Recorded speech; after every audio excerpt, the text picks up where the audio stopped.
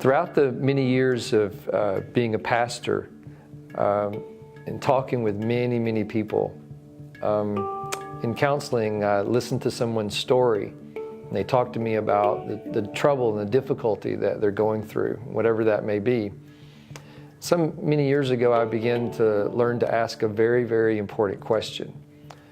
So after listening to their story for a little while, toward the end, I would conclude by just saying, okay, so what do you want? And it's amazing how many times it was so difficult, and I would say almost 98% of the time, it was very, very difficult for the person to answer that question. I think mostly because they had their focus on the trouble, the difficulty they were going through. Their focus was on what they didn't want. It was difficult to turn it around and say, what do I want? Because they were caught in the negative approach. This is what I don't want. And so a lot of times to answer that question, they would begin to say, well, I don't want him to do that any longer. I don't want her to do that any longer. I don't want that circumstance in my life. That's what I want. And I would redirect and say, no. What is it that you want? And see, that's a very, very important question, because as we said, Jesus says, where your treasure is, there your heart or your emotional center will be. That will, identifying your treasure, identifying what is valuable to you, will draw you emotionally toward the thing that you want. You know, someone has said, we are becoming what we have imagined ourselves to be.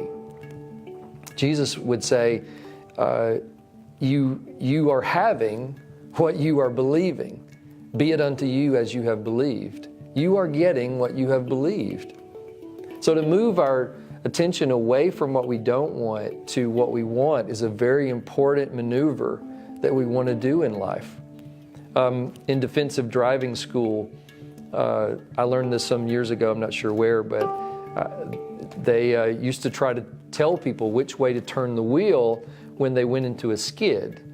And they would tell them, I think it's turn into the skid is the way to do it. Someone might correct me on that, but whatever it was, they would tell them, turn the wheel this direction.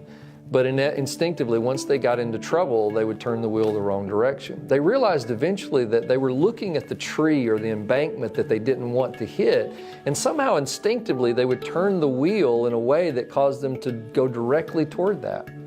So they eventually learned that they didn't have to tell them which way to turn the wheel at all. All they had to do was say, redirect your attention away from what you don't want to what you want. Turn your attention away from the tree, the embankment that you don't want to hit, and put it back on the road that you want to get back to. When they did this, instinctively they turned the wheel the right direction. There's just something about that, right? That we tend to go toward the negative. We tend to get our attention upon the thing that we don't want in our life. And it just takes over all of our emotion. Jesus is right. Where our treasure is, our emotion will be. So to redirect, to turn that attention away and get it toward the thing that we want, to identify it. Now, Jesus precedes saying this in Matthew chapter 6 with this. He says, don't lay up for yourselves treasures on earth, in this physical world, where moth and rust will corrode and take it away from you, where it eventually be gone. But lay up for yourselves eternal things in the heavens, in the inner, in the movement of God. And then your heart will be toward the right treasure. Jesus says that the kingdom of God is like a man who was walking through a field, and he found a treasure in the field. And shrewdly, he dug a hole and buried the treasure in the field, and then went away, and he sold everything he had and went and bought the field, thereby getting the treasure. That treasure that we want to put our attention upon is a treasure that, as Jesus said, if you seek first the kingdom of God, all these other things will be added to you. I think we first begin like this on a practical level. We first begin by answering the question, what do we want? By just going all out. What will it look like? Oftentimes when a person has trouble answering this question, I'll say, What does it look like when the miracle happens? When it finally comes to pass?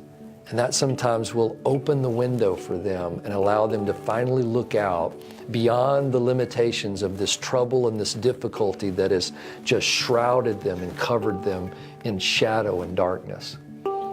So let me ask you, what is it that you want? What does it look like when the miracle happens? If money were no object, if time, energy were no object at all, what would you want? And then when you identify that, begin to tweak it from there. Tweak it down to the thing, look for the thing that if you got that thing, this thing would come for free. And I think what you'll find is that over time you keep tweaking that and finding that inner element that if I could get that, all this stuff would be attainable easily. It would come about for free. That's what Jesus is saying when he says, seek first the kingdom. That is what is within first. Character, integrity, ethic. These things that are intangible and invaluable. Peace, love, joy, patience, goodness, kindness, long-suffering, faithfulness.